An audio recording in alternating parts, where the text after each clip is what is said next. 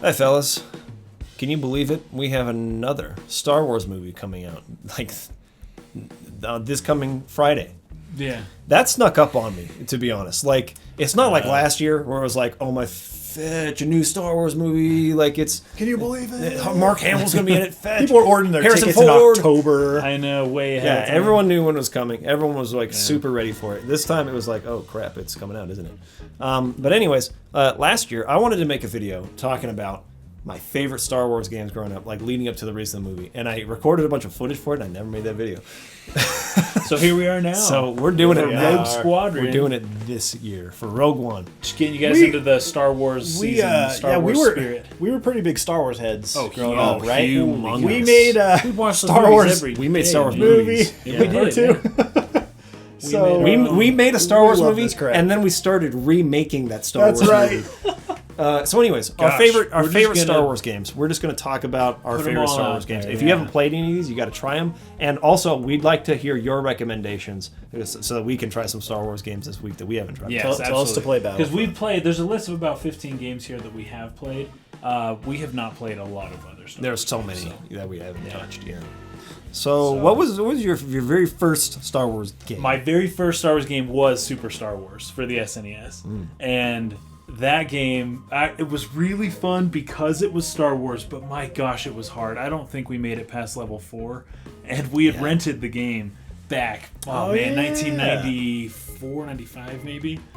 And it was fun. You got that level where you're at the speeder and the Jawas are throwing bombs at you and you got to go. Oh my gosh. Dude, that's it. I don't know that we ever actually blocked beat out that of my level. memory. Oh, I forgot about that. But it was Star Wars, and it was a game, and that was so cool when I was a kid. just Like, wanted to I get to the loved it. freaking Death Star. I don't think we ever So did. bad. I don't think we ever did. But no, that was that was back in the bullcrap days of you had a game for a weekend, you rented from Blockbuster, Yeah, Blockbuster. and you didn't beat it, and you had to take it back, and some other kid was gonna have your save file, and then you would try and rent it again and hope you got, Yeah. and you have to start over.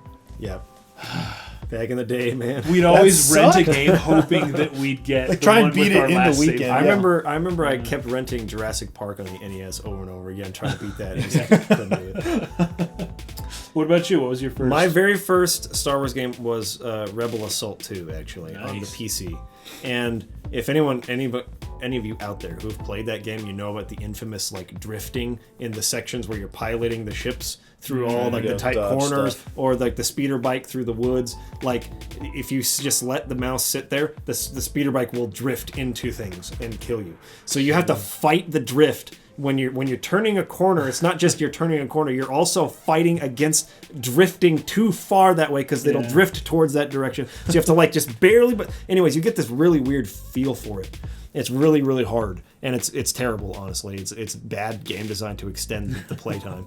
But it's actually not a very good game. I'll be honest, it's not. But I love it to death because when I was a kid, I was obsessed with Star Wars, and what I would do is I would go down and I'd get a cardboard box out of my parents' garage, and I would be the cockpit. I would sit inside the cardboard box, and then I would set up chairs, either in like a Y sort of like configuration for the Y-wing, and I have that sitting next to the X-wing one, which would be the chairs with the open legs. Yeah. Right, and then those would be the X-wing foils on the sides, and so I'd have my X-wing, and then I could jump into my Y-wing, and I would sit there in the basement and turn off all the lights and pretend I was flying the ship.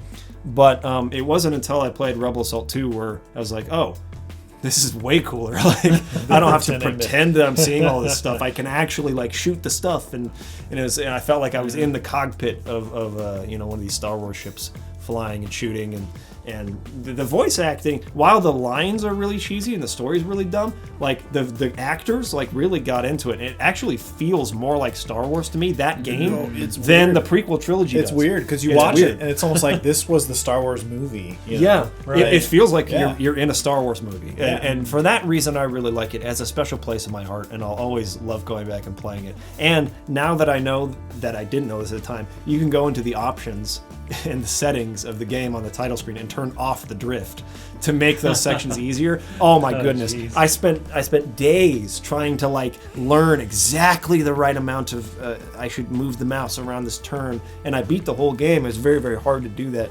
but now that I know you could just turn that off, oh my gosh, it pissed me off so bad. I remember going to a friend's house and playing that game.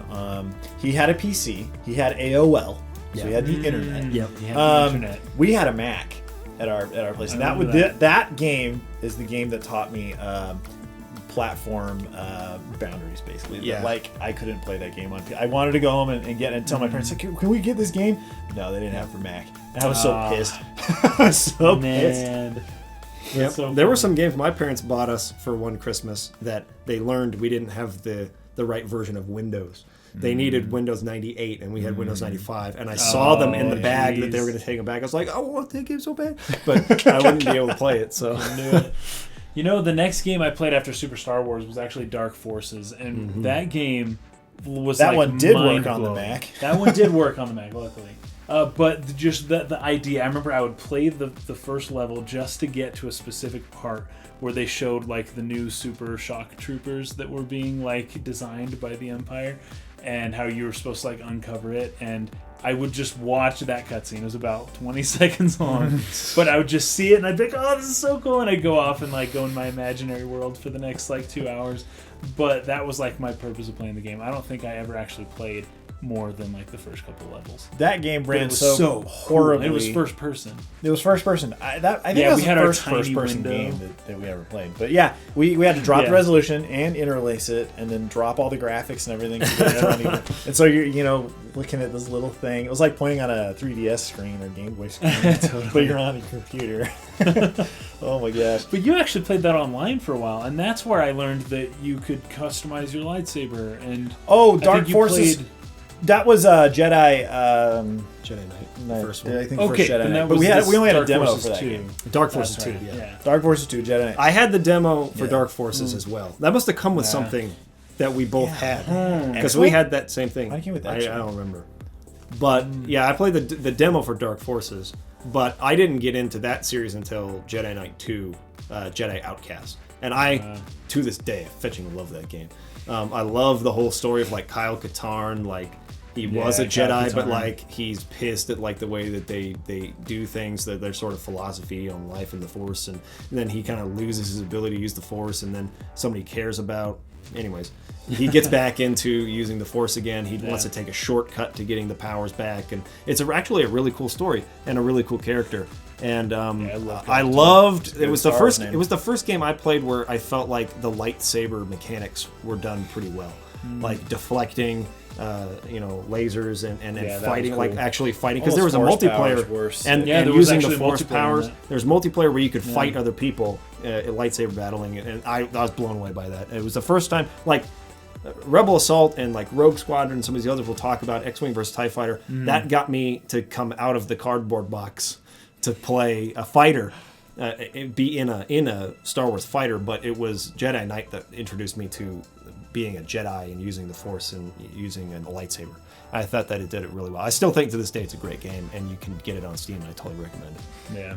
I remember getting so stuck in the demo for the first Jedi Knight that was like, you had to use your Force powers to like jump really high or whatever to get up in these entrances, and I kept trying to freaking do it. Usually they'd structure demos to where you couldn't get out of a certain area, but I was trying to find out how to break the demo and like get beyond where you were supposed to be. Back in the day when people, half of what you would do was try and find glitches in a game. Yeah, that's right. Like remember playing GoldenEye 007 and trying to gosh. find all the glitches and break the game, switch weapons as quickly as possible to see what happens. Walk into a wall and tell your friend to go to the other side of the wall and see if your hand was sticking out and if the gun was sticking out, and see if they could shoot it and hurt you. Oh, that was the best. Oh, geez. That was what games were made for. It was fun trying to break those demos.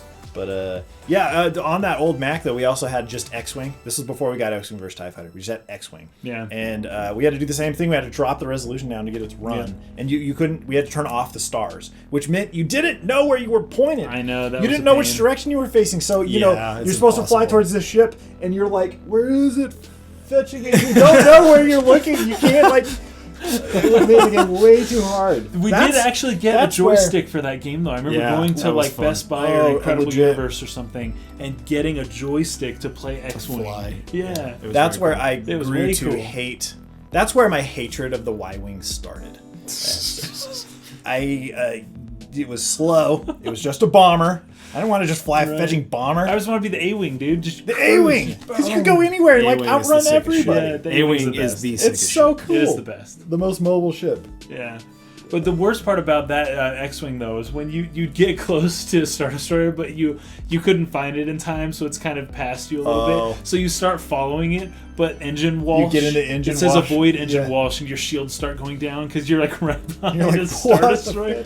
And you're like tailing this thing, and it's just messing you up without even shooting you. And I was a kid, so I didn't know how to get out of the engine wash, but still catch up to the thing.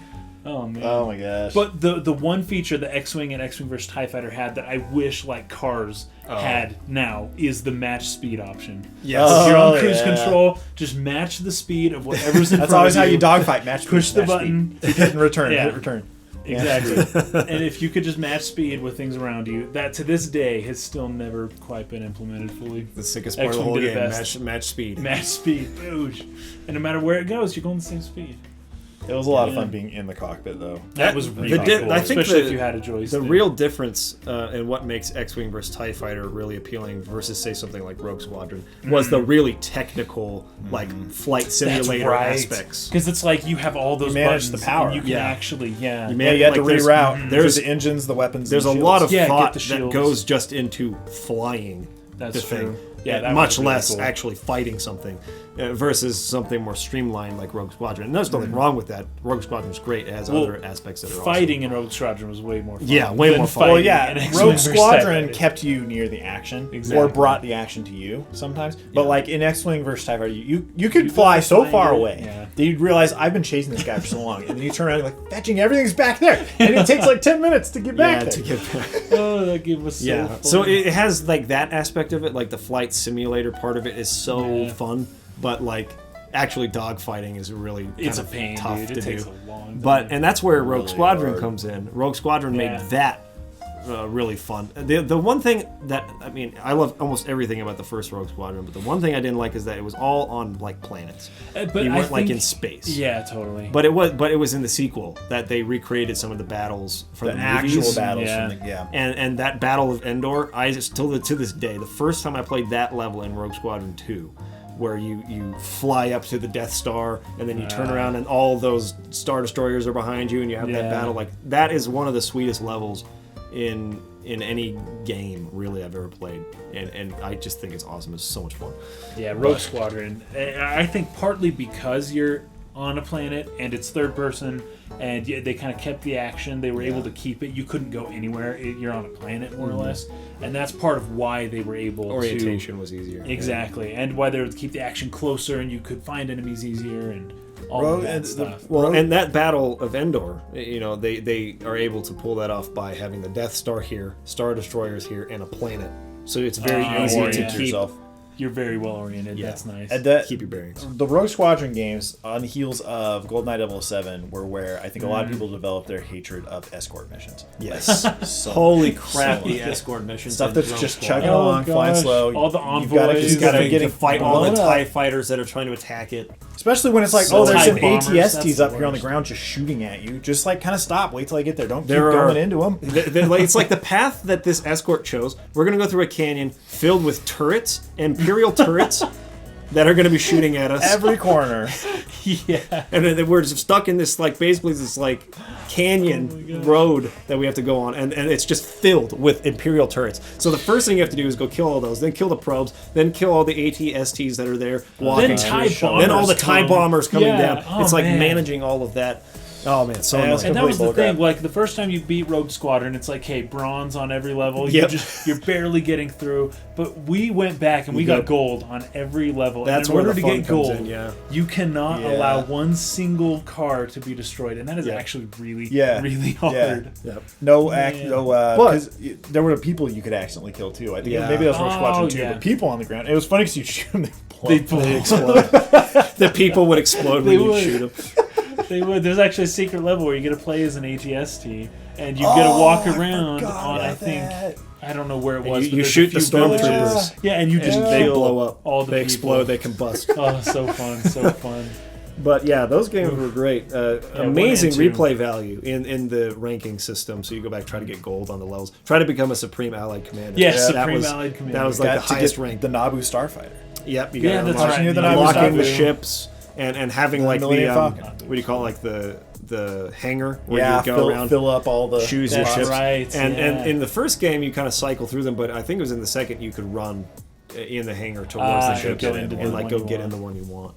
Yeah. Just really, really excellent games, and it really pisses me off that Factor 5, the developer that created those games, they went out of business with their first game on the PlayStation 3, which was called Lair. And Lair kind of forced in the tilt controls of the PS3, but they patched it later so that you could use the sticks. And when they did that, and I played it, I actually liked it. I thought it was a pretty fun game. In fact, I kind of want to play that again now. But you know, something notable about the Rogue Squadron games is those are some of the first games I feel like I recognize as having good sound design. Yes, great sound design. The spatial awareness of where things were around you. You heard it. You heard it coming from around. They did a great job in those games with the sound. Helps that Star Wars in general has a massive library of some of the most excellent sound design in the cinema history that they can draw from. There have been so many people that have taken that and butchered it. One of them being Shadows of the Empire. Shadows of the Empire. When you're fighting that ATS, now we have to prelude this by saying that this is the Star Wars game I've played more than any other. We have played this. I've put more time into Shadows of the Empire than any other Star Wars game. And there was no game ever that I wanted to be good more than Shadows of the Empire, and it just isn't good. What saved it was Wampa Stompa. Yes, you put the Wampa Stompa code in, and then you did the hold the shoulder RL left Z, on the D-pad, Z, like all the C buttons, and then halfway left on the control stick, halfway right. You had to like use your chin to do it. Dude! Oh my gosh. That just brought back so many fetching memories. Oh my fetch! It was so hard to do. I just had a flood of like actual like legitimate sitting in the loft upstairs, watching you do just that. Just try to like, and then flash forward to my own house in that room when you first enter on the left, right sitting there. where we had the TV in there. Me trying to pull this off. That was the most absurd code. I know. Halfway left with the stick. And nowadays, a code like that would kind of ruin a game for me. Like, I'd be like, okay, I can do whatever. I might mess around a little, but then I'd probably just stop playing because you can literally do anything you want, and there's no... You can just have infinite jetpacks. Well, you gotta see what the game developers and all that saw. stuff. Yeah, that's really cool. Yeah. The fog, and why is there fog? What's anti-aliasing? That's where I learned what anti-aliasing is. That's true. That's true, because I disabled the fog, because I'm like, oh, you can see further, but everything just cuts off then. Anyways, I didn't really get how it worked. But, like, nowadays, I wouldn't get as much use out of that. But back then, I never played the game without doing that. Every time I played and beat the game, Infinite jetpack fuel. Infinite jetpack. And that was the only way I could beat Boba Fett in the canyon. Is if I'd just keep refueling, pause, refuel. But see what's interesting about that is, you know, along the lines, we were making our Star Wars movies back when these games were out. That's right. And we had all these space battles that we had in our movie that we needed to capture game footage to like intersperse to have like a space battle, and you couldn't get that from Rogue Squadron because there were no space battles. Right. So I had to use Shadows of the Empire footage to get like a ship flying through space, and so the VHS hooked up and time it, and then I would record myself playing the game and then use that as our like exterior space battle footage. Do you remember? And then we would go into the car. The majority of that movie was actually Shadows of the Empire. I was gonna say when we showed the Lindsays, I think were our movie, our family and the Lindsays and and we were at your house and we're showing them this, and they're like yawning and like so bored, and we all had this realization. We so oh wait a minute, it's 15 straight minutes of a gameplay. I should have cut in. Yeah, anyways. There's no dialogue. But editing was impossible to do it like that, you know, intensively, because it was all being done on two VCRs trying to like record and stop at the right time and stuff. See, Shadows of the Empire and Rogue Squadron were based on books, I believe. There were these Star Wars they were the in-between books. Yeah, extended universe. And like that was pretty cool. You felt like they were fleshing out this world here. Yeah. But I don't know at what point. Obviously that's all gone now. So after Shadows of the Empire and Rogue Squadron, the next Star Wars game that I played was Knights of the Old Republic. And my friend Dan had an Xbox, and he had Knights of the Old Republic. I remember his Xbox. And this was back around... This was around the time Fable came out. Maybe a little before Fable, actually. I actually can't remember when these games came out, but it was around the time of like, choice in games. You could be bad if you want, and you could never do that in a game before. And now it's like, okay, you start growing horns, and you start like... That game was really cool just for that like idea in general. you could become a Sith if you wanted to. And when you became a Sith, you started looking like Darth Maul. Like, you started looking, but you could kind of customize how you look to a certain extent. And that was so fun. And then you could use your Force powers and the lightsaber stuff. That was just really cool. Like, I got into that role-playing wise quite a bit. And that was the beginnings of what ultimately became Mass Effect in a lot of ways. Yes, Mass Effect, totally. Yeah. Because Knights of the Old Republic Yeah. is kind of what started it all. Knights of the Old Republic I really played fun. once on an old piece, an old laptop a long time ago, and it was not very compatible. And I got to like the Jedi planet, and the sky was breaking apart and overlaying all my gameplay, and I couldn't see what I was doing, so I had to quit playing the game. So I don't have much of I think it was that same laptop I played Spore on. It was that laptop. It's a terrible laptop. It's a piece of crap. Oh, so funny. Don't know how you can run any games on that. I tried emulating Final Fantasy VIII on there because I didn't have a PlayStation. I wanted to play 8, and I had the same problem with that. It was pretty effed up. Oh, So we're getting in now to the games that we didn't play, or that we played a lot, but we didn't like as much. because we weren't kids anymore. We actually had a critical eye. for All the recent ones, so come on. Okay, actually, Star Wars Episode 1 Pod Racer was actually We had a lot of fun. That with was that. pretty dang fun. Yeah. It was really hard too. That was, it Yeah. was but hard, really fun Yeah. game. It required pretty fast reflexes. That was a great game. And then Episode 1, I never played it. You played just the game, Episode 1. Star Wars Episode 1, the game based on the movie. I just played it with my cousin for a couple hours. Yeah. It was like, of all the Well, those cliche all the tie-in ones that are games. based on like movies, I thought it was like the best from what I played, but Yeah. It still not, probably- it's probably it not that. probably It's was. probably not that Is it good. better than Return of the King? And then the Return of the King. Actually, Return of the King is way fun. The Force Unleashed 1 and 2. Yeah, Those have the sickest cutscenes in the world. Where he's bringing down the a Star coolest Destroyer. cutscenes. They actually have pretty cool stories. The whole idea that Darth Vader had an apprentice that he was because he wanted to overthrow the Emperor, like all this kind of stuff. It's kind of the same thing with Shadows of the Empire. They have a lot of background sort of like information that you get not in that game, but in the novel it's based on. Right, Prince Shizor and all About that. like a plot behind the scenes for who's gonna like whether Darth Vader or Shizor or the Emperor. They're all kind of plotting against each other, and I really like when stories do that. They show you like the That's villains, cool. sort of like, and that's what.